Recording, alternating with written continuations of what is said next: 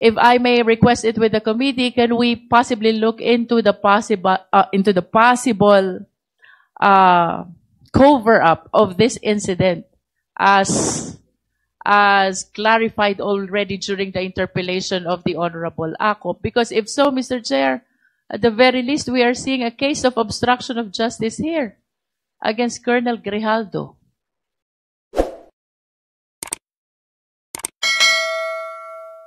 Of Wesley Barayuga. Barayuga. Yes, ma'am. May I know, sino po bang mga inimbestigahan yung tao?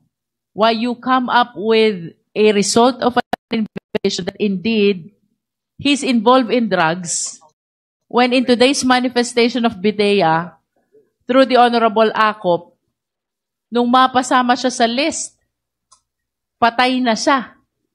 Where did you get that information that he is involved in drugs?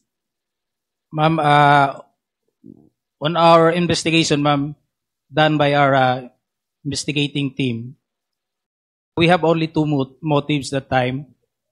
It is a work-related, personal grudge. I saw in your investigation report that you validated the fact that he is in drugs. It's with the committee.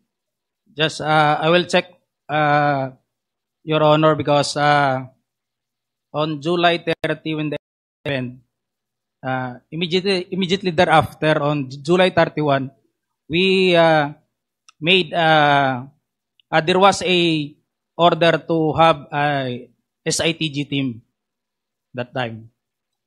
So it is done by all law enforcement agency, yung report po na ginather na namin, ma'am.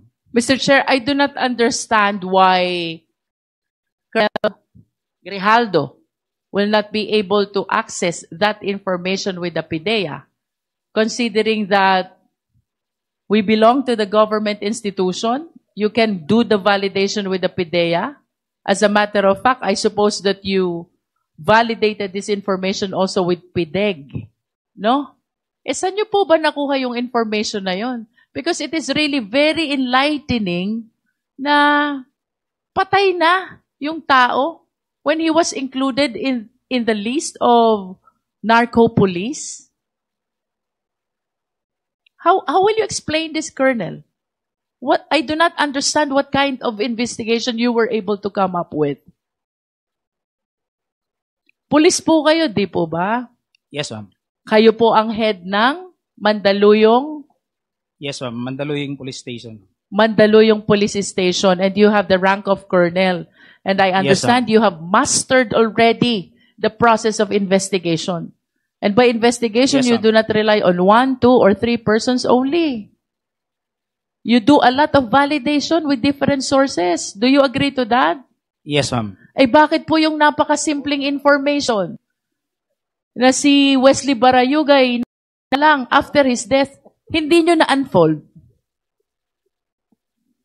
Ma'am, mayroon na pong SITG that time, composed of CIDG, yung mga other units, ma'am. Ginagather namin lahat ng information. Then, nag-aano naman kami, ma'am. Pinupuntahan po namin yung any possible na makuhanan namin ng information to, If I may interrupt, Colonel, did you even mention in your investigation report that he was included after death? Did you include that? Ma'am, wala ho kami dun sa station, ma'am. Yung report namin, ma'am, submitted namin dun sa district, ma'am. Mr. Chair, I just want to manifest that I lament that it seems to me that the investigation is a cover-up of what really transpired. And if I may request it with the committee, can we possibly look into the possible cover-up of this incident as clarified already during the interpellation of the Honorable Acop? Because if so, Mr. Chair, At the very least, we are seeing a case of obstruction of justice here against Colonel Grijaldo. I submit, Mr. Chair. Thank you, Congresswoman Luistro. Yes, we have subpoenaed the documents